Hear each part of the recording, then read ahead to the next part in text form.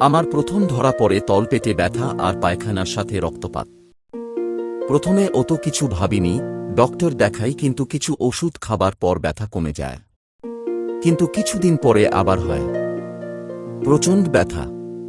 Ultra এবং colonoscopy করার পর ডক্টর সন্দেহ করেন টিউমার জাতীয় কিছু একটা কোলনে আছে।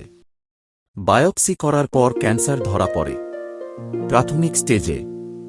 আমি খুব হতাশ হয়ে পড়ি। জীবন যেন আমার সামনে তার দরজাটা বন্ধ করে দিয়েছে মনে হচ্ছিল। খুব দিশাহারা মনে হচ্ছিল। ইন্ডিয়ায় গিয়ে ট্রিটমেন্ট করব ভাবছিলাম। সেই সময় আমার এক কলিগের মাধ্যমে সন্ধান পাই ইন্ডিয়ান ক্যান্সার ট্রিটমেন্ট সংস্থার।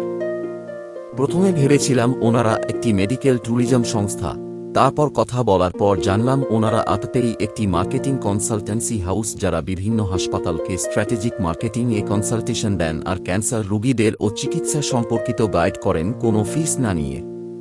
ওনাদের ওয়েবসাইট, গুগল রিভিউ দেখার পর ভরসা করে ইন্ডিয়ান ক্যান্সার ট্রিটমেন্টের হাতেই সব দায়িত্ব তুলে দিয়েছিলাম, ভাগ্যিস দিয়েছিলাম। আমার চিকিৎসার শুরু থেকে শেষ পর্যন্ত, মানে সার্জারি, তারপর কেমো ইত্যাদি করে এত দ্রুত আমার চিকিৎসা শেষ করে আমার সুষ্ঠু জীবনে ফিরতে পেরেছি কেবলমাত্র ওনাদের সহযোগিতাতেই। তার সাথে অবশ্যই কৃতজ্ঞ আমার ট্রিটিং ডক্টর টিম আর হাসপাতালের প্রতিও। ইন্ডিয়ান ক্যান্সার ট্রিটমেন্টের সার্বিক সহযোগিতার সত্যি কোনো তুলনা হয় না। ধন্যবাদ ইন্ডিয়ান ক্যান্সার ট্রিটমেন্ট।